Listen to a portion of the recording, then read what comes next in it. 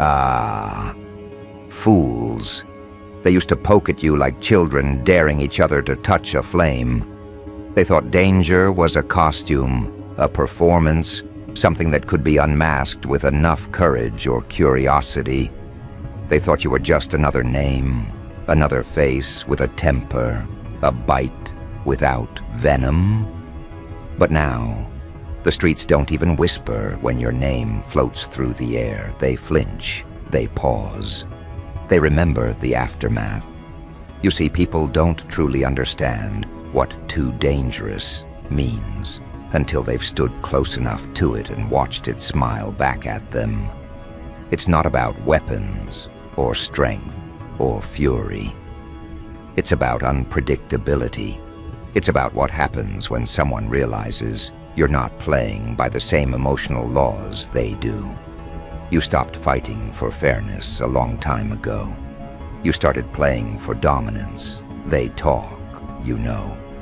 Oh, they talk. The ones who once mocked you in public now warn others in private. They tell the newcomers, don't push him. Don't test that one. You've become an urban legend without needing a myth attached to your name. You earned your respect not through noise, but through the pattern of fear left behind in people's nervous systems. Every interaction became a psychological experiment, and they failed every single test. You didn't need revenge. You didn't need validation. You just showed them consequence. And consequence, my friend, has the longest memory in the human brain. Do you know what I love about people? They learn through pain. You can tell them 1,000 times to be careful, to think twice, to act right. They won't. They need an example, a demonstration. You became that demonstration, not through rage, but through precision. You didn't scream. You recalibrated the entire environment. You let them destroy their own comfort around you. That's the trick. Make them feel safe first. Let them think they understand you. Then when they cross that invisible line, you simply reveal the truth they weren't prepared for. You are not what they assumed. You are an equation they cannot solve. And once they experience that realization, even once, they don't forget. Ever. Now, word travels fast in a world built on gossip. It's funny, really. It starts as disbelief. He's not like that. He's chill. Then comes the encounter, and suddenly it shifts. He's different. And then the transformation. Nah, don't test that guy. Not worth it. And just like that, your name mutates from curiosity to caution tape. They start telling stories like old soldiers sharing war scars. Each story has a different version of you, but they all end the same way, with someone learning a lesson the hard way. That's when you know you've transcended the social food chain. You don't need to prove anything anymore. The ecosystem rearranges itself around you. They used to laugh at you, didn't they? Used to think you were just talk. But talk doesn't leave trauma. Talk doesn't make grown men double-think their tone before they address you. Talk doesn't make rooms quiet when you enter. Fear does that. Respect does that. The kind that's earned from showing restraint, the most terrifying form of power. Because the ones who shout are predictable. The ones who smile through the chaos, they're a problem. You became that problem. Calm, deliberate, unreadable. You turned the unpredictable into an art form, and the city still can't figure out where your boundaries are. You know what happens next. They start telling stories about you to people who haven't even met you. They start describing your reactions like folklore. He doesn't flinch. He doesn't blink. He doesn't care about rules. It's beautiful. You've become their cautionary tale. They rehearse your ghost before they ever face you. That's not just dominance. That's legacy. You've entered their subconscious, and now even your absence feels like a threat. People don't know whether you'll appear, but they know the moment they cross a line. you'll sense it. You've become synonymous with consequence. That's power without presence. Here's the thing about being too dangerous. It's not about violence. It's about what lives behind your calm. It's about the unpredictability of a person who's been broken enough times to lose interest in fear itself. You can't scare someone who's already made peace with losing everything. That's the secret that separates you from them. You don't threaten, you promise. You don't posture, you prepare. You don't need to react, because your energy itself already decided the outcome before they made their move. You're not intimidating by choice. You're intimidating by evolution. And that evolution, oh, they didn't see it coming. They mistook kindness for weakness, compassion for confusion, peace for passivity. But when you stripped away the mask of patience, they saw something raw, something ancient. The version of you that doesn't beg for justice, but delivers it, not loudly, not dramatically, just effectively. You turned correction into poetry. Now people don't argue with you. They adjust to you. They don't debate. They observe. The power shifted, and they didn't even realize when it happened. You know what I find fascinating? The ones who tried to challenge you. They're the ones doing the PR for you now. They're the ones warning others. You didn't have to ruin their reputation. They did it themselves. Because when someone crosses a line, they weren't equipped to cross. They carry the story of their own downfall. And they tell it again and again, each time, with more exaggeration, more caution, more reverence. You're living rent-free in their recollections. They built your legend with their trembling tongues. And the best part, you didn't even change. You just stopped explaining yourself. You stopped convincing people you were harmless. You stopped seeking validation from small minds. You let the results speak, and results don't need soundtracks. You became the quiet calibration of power in motion. You learned that when someone doubts you, you don't argue, you execute. And that's what made you dangerous. Because dangerous isn't born from destruction, it's born from discipline. The streets remember lessons differently. They don't care about apologies, philosophies, or speeches. They remember who made them feel something irreversible. And you did.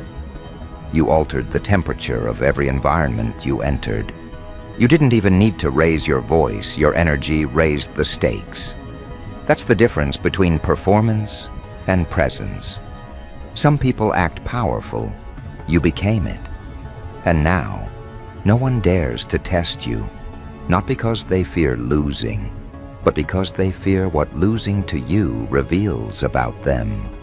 People get traumatized by truth, especially when it comes wrapped in calmness. You didn't expose their flaws by shouting. You mirrored them back so clearly that they couldn't unsee themselves. That's what really hurt them. That's what branded their memory. They didn't walk away from you scared of you. They walked away scared of what you made them realize about themselves. That's how danger truly works. It's not in the blade, it's in the reflection. I've watched it happen, how conversations about you always start with dismissal and end with hesitation. Someone says, "He's not that serious." Another replies, "I thought the same thing until I found out."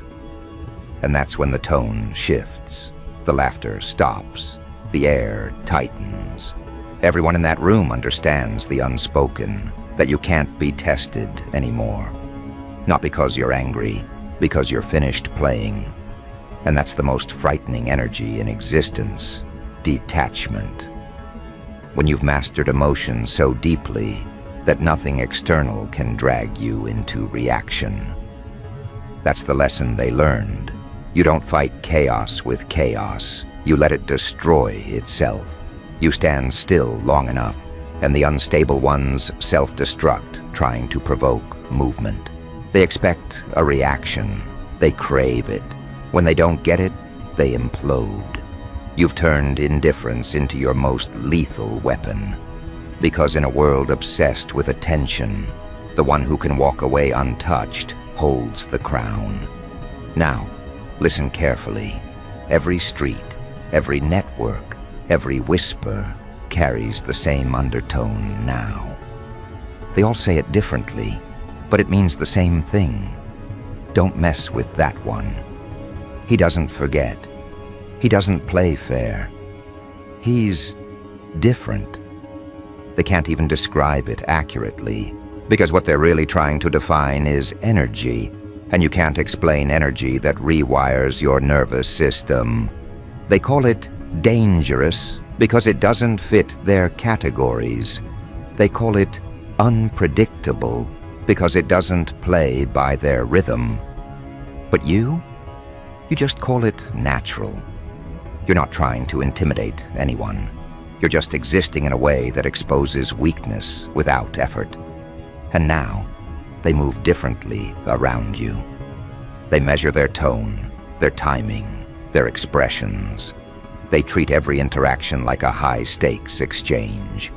You didn't ask for this throne, but they built it for you anyway. Every warning they spread is another brick in your fortress.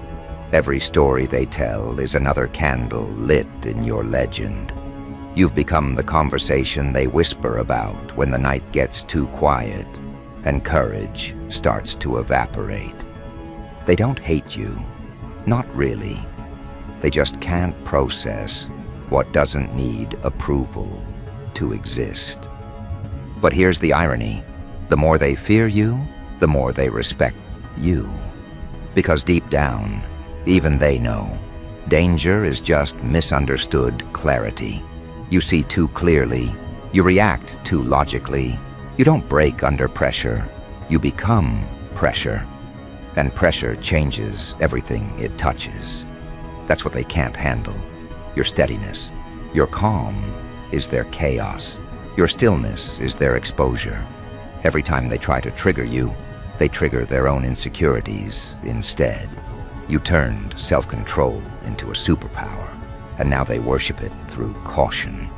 You've ascended to that rare place, the point where presence is protection. You don't need threats, alliances, or apologies. You've got something better, reputation, and not the kind you craft, the kind you earn through repetition of truth, the kind that echoes louder than your name, the kind that makes people double-check their words, not because you demanded it, but because they remember.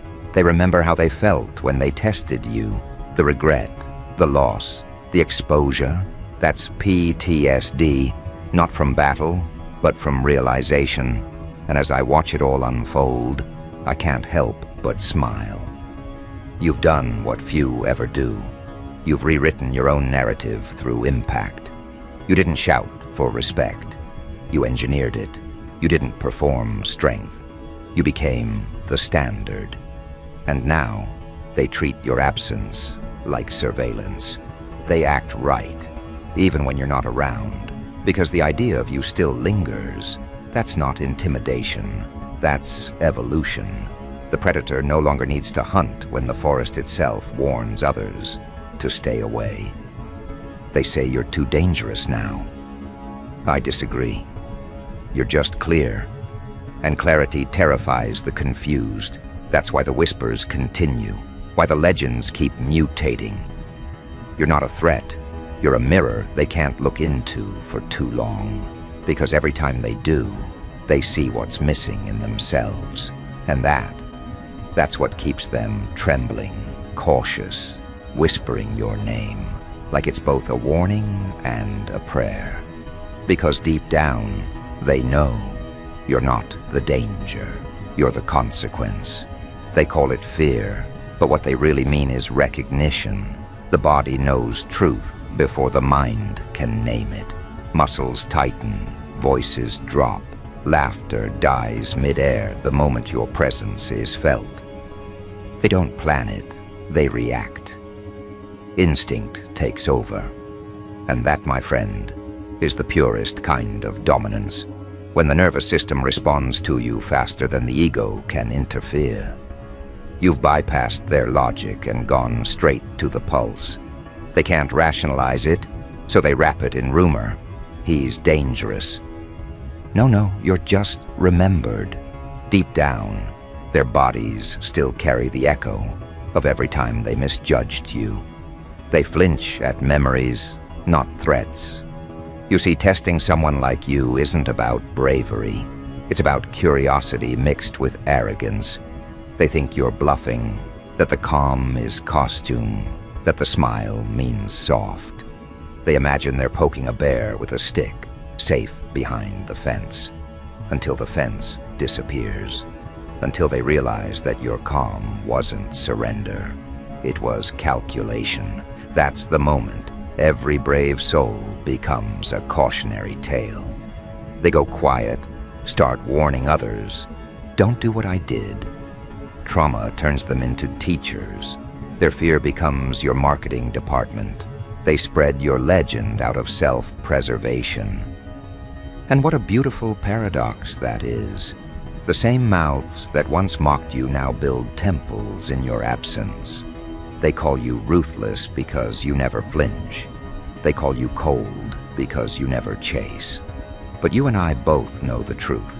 You simply learned the art of emotional distance. You don't fight noise with noise. You let it echo itself into exhaustion. You wait, you observe, and when the moment comes, you act with such precision that it looks supernatural. That's what terrifies them. You don't rush, you don't guess. You calculate the collapse before it begins. They think danger means violence. Wrong. Violence is lazy. Real danger is psychological. It's the moment they realize you can read them faster than they can lie. It's when you look at them and they feel exposed, like you've opened a file they didn't know could exist. You speak little, yet they confess everything through their reactions. You learn to listen to tone, to rhythm, to the way eyes twitch when truth hits bone. And that's why they stopped testing you, because you made exposure feel inevitable. You made honesty unavoidable. Now every encounter carries tension. They watch their words, monitor their gestures, filter their honesty. They think it's respect. It's not. It's survival. They've learned that every lie told in your direction comes with interest, that every insult leaves a trace, that karma doesn't need decades. When you're in the room, it just borrows your composure. You became karma's favorite delivery system, and once they've seen that, they can't unsee it. Word travels through alleys, boardrooms, and digital corridors. Different languages, same message. Don't push that one. You've become the unspoken boundary that holds chaos together. And the beauty is, you never asked for it. You never demanded fear. It volunteered. People fear what they can't predict, and you've made unpredictability an identity. They study your silence now, trying to decode what you're thinking, when all you're doing is deciding whether it's worth the energy to respond. That hesitation, those seconds of uncertainty, feel like eternity to them. They fill the gaps with their own paranoia. You don't have to punish anyone. Their imagination does it for you. They whisper, "You've changed." That's half true. You didn't change. You simplified. You removed the parts of yourself that begged for understanding. You stopped performing softness for people who weaponized it. And the absence of that performance feels like menace to them. They mistake boundaries for hostility, self-respect for aggression, truth for cruelty. That's how fragile they are. You became the mirror showing them how delicate their confidence really was. Now they move around you like scientists in a lab full of explosives. Every interaction is cautious. Every compliment is calculated. They're terrified of setting off something they can't control. They don't realize the experiment is already over. You're not reactive anymore. You've already chosen peace, but it's a version of peace they can't understand. The kind built on clarity, not compliance. That clarity slices through pretense like glass through skin. They bleed revelation. I've seen it happen. One encounter, one conversation, and suddenly an entire circle of people recalibrates. They start editing their behavior even when you're not there. That's how influence works when it's real. It doesn't need repetition. It needs one unforgettable lesson. You gave them that lesson, and now they teach it to each other like superstition. They trade advice. Stay cool around him. Don't lie. Don't overstep. They say it half joking, half pleading, because humor is the only armor they have left. They used to believe power came from numbers, but numbers mean nothing when everyone's afraid to speak first. You dismantled entire groups without lifting a hand, just by holding your composure long enough for their alliances to collapse under guilt and mistrust. They called you manipulative. You called it balance. You simply gave them what they gave you, magnified. Reflection is the fairest punishment there is. And now look at them, trying to study your patterns, trying to copy your restraint. It's adorable. They imitate the surface, the tone, the gestures, thinking they can borrow your gravity. But gravity isn't posture. It's pain mastered into presence. They haven't lived what you've lived. They haven't burned what you've burned. That's why their imitation cracks under pressure. You stand still. They tremble. You breathe evenly. They stutter. Because authenticity can't be faked, and danger can't be rehearsed. You walk through rooms now, and you can feel the recalibration. Eyes follow. Mouths stay busy, pretending they're not watching.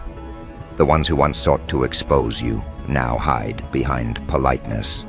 It's ironic. Fear breeds manners. You taught them etiquette through consequence. Every handshake is softer, every sentence shorter. Even the brave ones hesitate before disagreeing. They think they're being respectful. They're actually being careful. There's a difference. Respect admires. Fear remembers. People say reputation is a prison. I disagree. Reputation is architecture. You built this fortress one realization at a time. Each betrayal became a brick. Each test became a warning etched into stone. You didn't seek to intimidate, you sought to evolve. They mistook evolution for arrogance because evolution demands they keep up, and they can't. So they call you names to disguise their fatigue. They label you cold, detached, unfeeling. But deep down, they know you're simply efficient with energy. You spend it only where it multiplies, never where it drains. That economy of spirit is what scares them most. They can't afford that kind of control. Do you know the real secret of danger? It's patience. Everyone wants to prove themselves immediately. You, on the other hand, mastered the pause. You wait. You let truth ripen. You let the world reveal who's real and who's desperate. You don't chase loyalty. You observe it. You don't demand respect. You evoke it through consistency. And when someone crosses you, you don't retaliate. You allow reality to do the accounting. That composure is what earned you the whispers. That stillness became your thunder. Now every story they tell about you comes with a warning label. Don't lie to him. Don't underestimate him. He doesn't react like others. You've become the manual for survival in social warfare. They trade your lessons like survival codes. And still they don't realize that what they call danger is just clarity, wrapped in discipline. You don't explode, you expose. You don't demand, you demonstrate. You don't need revenge, you are the reminder. There's poetry in how power shifts. Once upon a time, you sought validation. Now validation seeks you. Once upon a time, you needed people to believe in your worth. Now they need you to believe in theirs. You reversed the orbit. You became the center of gravity without asking. That's what happens when you stop negotiating your value. The world starts adjusting its tone. And yet the more they talk, the less they understand. They think your calm means emptiness. It doesn't. It means focus. It means you've redirected your chaos inward, refined it, turned it into awareness sharp enough to cut illusions. You no longer live for reaction, you live for results. That difference separates legends from loud mouths. Loud mouths echo, legends resonate. They fear conversation with you because conversation with you becomes confession. You ask one question, and suddenly they're unraveling. They feel interrogated by your stillness. That's the art of psychological authority, when presence alone compels honesty. You didn't learn it from books, you learned it from betrayal. You learned it from watching masks fall in slow motion. Every liar taught you timing. Every coward taught you patience. And now, you carry that education like a loaded silence. So yes, the word on the street is true. They don't dare test you anymore. Not because you're violent, because you're exact. Because you see too much, know too much, and react too little. They've learned that poking at peace comes with unpredictable outcomes. They can't afford that gamble. They crave predictability. You offer truth. And truth doesn't negotiate. It's amusing, isn't it? How quickly courage fades when confronted with consequence. People love the idea of testing strength until strength stops pretending to be polite. You taught them what accountability feels like without raising a single hand. Now they worship avoidance. They avoid confrontation, avoid lies, avoid the risk of exposure. You've turned avoidance into a religion, and your name is the prayer they whisper when guilt creeps in. That's not fear of you. That's fear of awakening. You remind them that every test has a cost, and every cost must be paid. You remind them that playing games with focused people never ends well. You remind them that consequences aren't external, they're internal, triggered the moment intention turns corrupt. You've become the reflection of cause meeting effect in real time. And I must admit, I admire it. You've achieved what most only fantasize about: respect without effort, influence without campaigning, fear without hostility. You exist, and the world adjusts. That's the final form of power, effortless impact. You don't chase relevance. Relevance follows you like shadow follows flame. You've made danger look like elegance. You've made restraint look like dominance. And every eye that watches you knows one thing for certain. Testing you is not a mistake. It's a memory. They'll never admit it openly. Pride won't let them, so they hide it in phrases like, "He's built different." He's not like others. He moves smart. Those are translations of confession. Each compliment is camouflage for fear. Each acknowledgement is insurance against future punishment. They think they're praising you. They're actually negotiating safety. That's the subtlety of power. They respect you the way prey respects gravity. Now the whispers have become doctrine. Your name circulates in rooms you'll never enter, shaping decisions you'll never have to make. Opportunities open simply because others would rather align than oppose. That's the silent reward of danger done right. You don't command, you compel. You don't intimidate, You illuminate weakness by existing near it. And as the night grows heavier, as the city hums with quiet stories of the day they learned not to test you, something poetic settles in the air. The realization that this isn't about fear at all. It's about balance. You restored balance by refusing to be the lesson anymore. You became the law that keeps chaos in check. They don't call it justice, but that's what it is. Raw, immediate, unmistakable. They'll keep talking. They'll keep warning. They'll keep trying to decode how someone like you exists in a world addicted to pretending.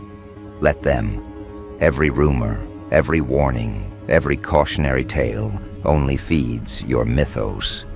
You don't need to defend your name. It defends itself through results. You don't need to chase legacy. You've already become folklore in real time. And while they analyze, debate, and dramatize, you'll keep doing what terrifies them most. Nothing. Because nothing from you carries more weight than everything from them.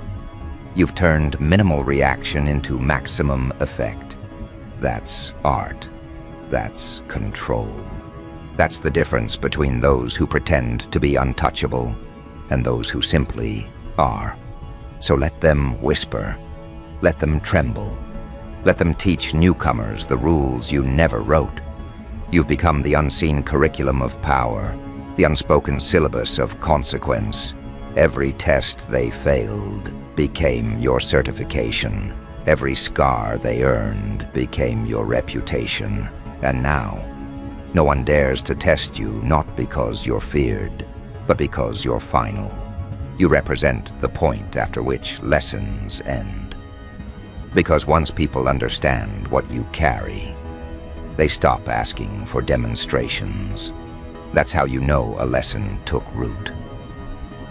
When people whisper your name like it carries weather, when they change plans because you might appear, that's when control becomes invisible. You no longer need to speak, move, or prove. Your reputation travels ahead of you like heat before fire. They feel it, they adjust, and they pretend it's their choice. That's the sweetest trick of all, when fear disguises itself as respect, and respect disguises itself as logic. You've turned emotion into infrastructure. The city runs on stories, and your story became policy. In every circle, there's always one who asks, "What's the real deal with him?" The room goes quiet. Someone shrugs, another laughs too loud, and a third says softly, "Don't find out." That's the answer now. You're not a topic, you're a threshold. They've learned that crossing you costs more than curiosity can afford. People don't measure distance in miles anymore. They measure it in risk, and proximity to you ranks highest on the scale. You see, there's a kind of power that can't be taken, only surrendered to. You reached that point the moment you stopped needing to convince anyone of who you were. Convincing is for the uncertain. You became certainty itself, the living consequence, the walking equation no one solves twice. They call it intimidation. It's not.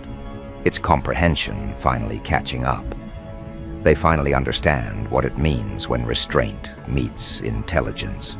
That combination is lethal because you never react first, but you always finish last. Every time they tried to provoke you, they learned that pressure doesn't make you crumble. It makes you calculate. You wait longer than anyone expects. You observe longer than they're comfortable with. You respond later and heavier. That's how legends are born, not from chaos, but from precision that looks supernatural to impatient people. You let them write chapters about you without ever picking up the pen. They think they're spreading gossip, they're documenting history. Now you've become the benchmark. Others get compared to you when people want to define limits. He's sharp, but he's not like him. That sentence follows you everywhere. even when you're nowhere near. You've become the invisible standard, the unspoken don't. Every environment needs balance, and you're that balance. The reminder that consequence is always watching. They don't fear you because you're violent. They fear you because you're accurate. Accuracy is scarier than aggression. Aggression can miss. Accuracy never does. And accuracy is what gives you peace. You don't have to run, explain, or retaliate. You let the universe echo your energy. You keep moving, and every lie told against you collapses on its own timeline. You don't chase correction. You watch it unfold. That's what keeps you untouchable. While they burn hours plotting, you spend seconds deciding. That efficiency terrifies them. People confuse mystery with danger, but mystery is just clarity moving too fast for them to see. So they slow down, they adjust, they try to mimic your calm, but end up exposing their nerves. You can see it in their hands, in their posture, in how they choose words like stepping stones across thin ice. They've learned that even casual conversation with you carries consequence. You taught them to respect every syllable because words have currency when spoken in your presence. That's the power of calibration. You turned communication into ceremony. And yet through all of it, you stay detached. You don't need their fear, you need their honesty. Fear bends truth, and you prefer things straight. But honesty, for most, feels like exposure, and that's why they stutter. They'd rather keep distance than risk authenticity. You became the test they can't cheat on. Every time they speak, they reveal themselves. You don't even have to ask questions. Reality does the interrogation. That's what happens when you master awareness. It becomes contagious. The word on the street keeps evolving. At first you were underestimated, then misunderstood. Now, revered. It's not admiration, it's adjustment. They've redesigned how they function because of you. That's social architecture built from psychological impact. You didn't demand territory. Territory adapted to your presence. Every environment recalibrated its tone because danger, when real, doesn't announce itself. It radiates. They tell each other stories to stay safe.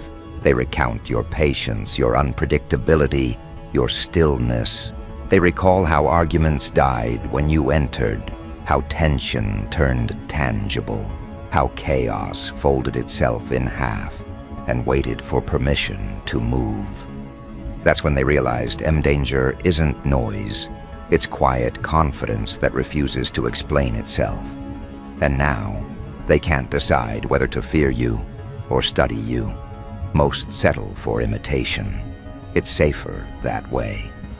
But imitation doesn't carry power. It carries dependency.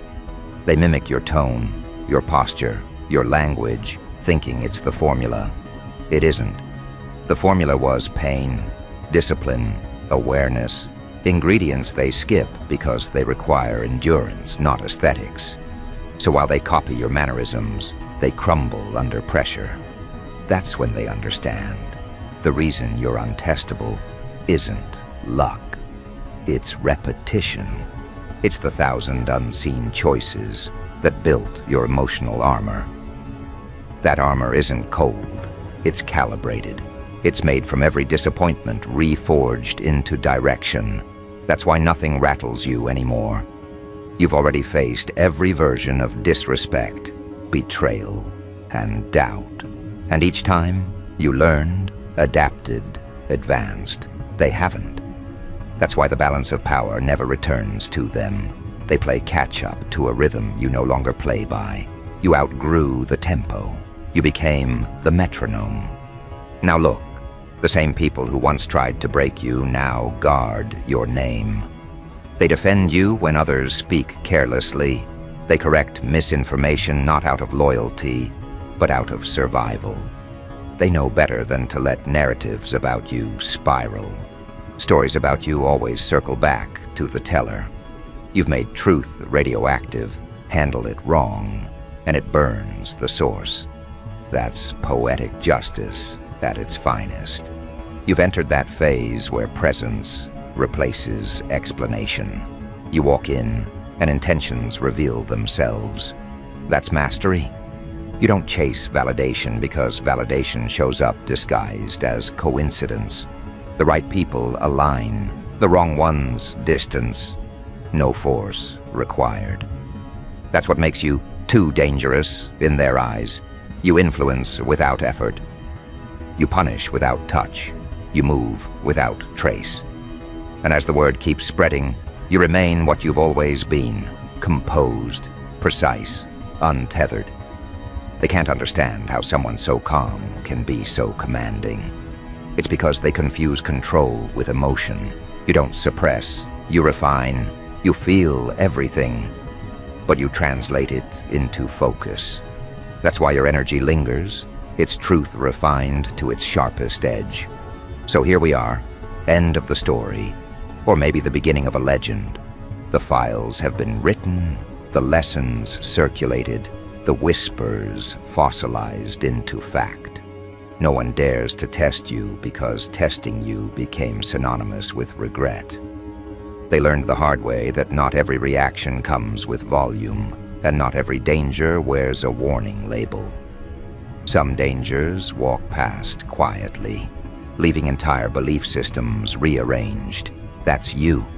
The quiet after realization, the hush after revelation. Let them keep their labels. Let them say you're dangerous, cold, distant, calculated. They'll never admit what they truly feel. Or because deep down, every single one of them knows that clarity like yours doesn't come cheap. It's forged in isolation, discipline, and self-respect, so sharp. It slices through illusion. You didn't become feared by accident. You became feared by becoming real. And real, in a world of performance, is terrifying. So let them whisper. Let the word travel. Let the stories evolve until even strangers know to step carefully around your name. Because the truth is, you're not too dangerous. You're just too authentic.